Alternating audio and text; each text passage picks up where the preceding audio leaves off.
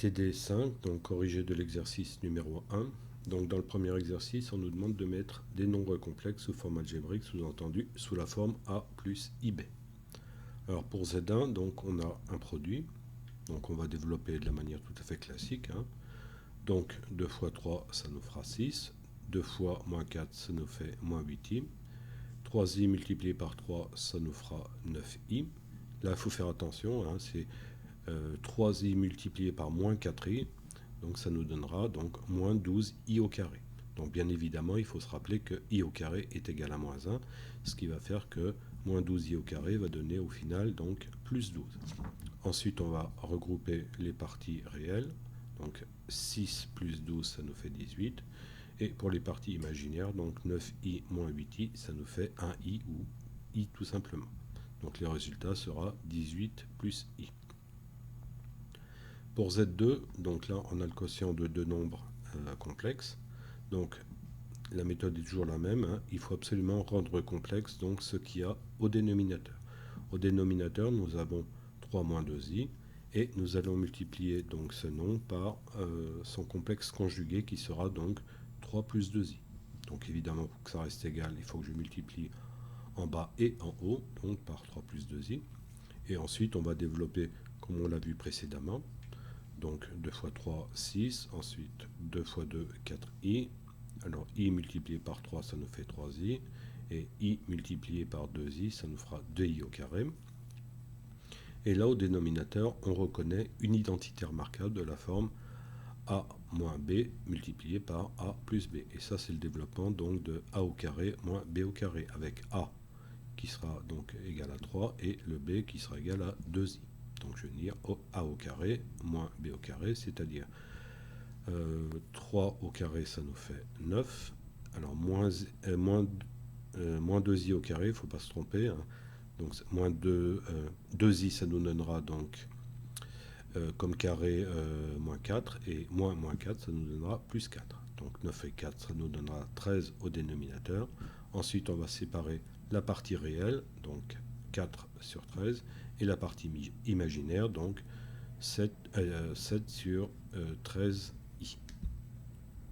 Donc le résultat sera 4 sur 13 plus 7 treizièmes de i. Ensuite, pour le troisième cas de figure, donc nous allons avoir Z3. En fait, là, on reconnaît une identité remarquable, donc c'est a plus b au cube. Alors, deux manières de résoudre le problème, si on ne se rappelle pas du principe du triangle de Pascal. Donc, la première méthode consiste à dire qu'on a en fait 3 plus 2i au carré, multiplié par 3 plus 2i, donc on va développer, bon, ça sera un petit peu laborieux. Et l'autre possibilité, bien évidemment, consiste à utiliser le triangle de Pascal, donc qui permet de retrouver en fait les coefficients des identités remarquables du type a plus b puissance n. Donc, pour le premier cas de figure, donc on commence par placer 1, ensuite on descend le 1 et on fait 1 plus 0 égale 1. Ensuite on redescend le 1, on va faire 1 plus 1 égale 2, 1 plus 0, ça nous donne 1. En fait, tout ce système va nous permettre de retrouver le développement des identités remarquables. Donc, par exemple, on reconnaît l'identité remarquable avec le 1 et 1, donc pour a plus b au carré, qu'on a obtenu avec ce triangle de Pascal. On peut continuer aussi loin qu'on veut, ça marche. Par exemple, ce qui va nous intéresser, ce sera a plus b au cube. Donc le coefficient que nous donne le triangle de Pascal sera 1, 3, 3, 1, 1, 3, 3 et 1. Ensuite, on place les a par puissance décroissante. Donc comme la puissance de départ, c'est le cube, donc a au cube. Ensuite, a au carré, a puissance 1, a puissance 0. Et pour les b, donc c'est l'inverse en fait. Je vais commencer par b puissance 0, c'est 1, b puissance 1, b puissance 2 et b puissance 3.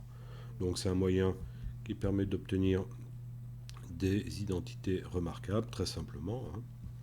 Et donc on va appliquer ce cas de figure donc, au cas qui nous intéresse, avec petit a qui sera égal à 3 et petit b qui sera égal à 2i. Donc je développe, là j'ai a au cube, donc ça me fait 3 au cube, etc. Plus 3a2b, donc plus 3a2b, plus 3AB2, 3A, donc 3 puissance 1 multiplié par 2i au carré, et B3, donc ça sera 2i au cube. Ensuite, donc on va simplifier un petit peu l'écriture, hein, donc 3 au cube, ça nous donnera 27. Là j'ai 9, 3 fois 9, 27, multiplié par 2, donc ça nous fera 54i. Ensuite, on a vu que 2i au carré c'est égal à moins 4, donc là on a 9, donc ça va devenir réel, hein, c'est le résultat. Et là j'aurai donc 2i au cube, hein, donc ça fera 2 au cube, c'est-à-dire 8 multiplié par i au cube, donc c'est i au carré multiplié par i, comme i au carré est égal à moins 1 multiplié par i, ça nous fait moins i.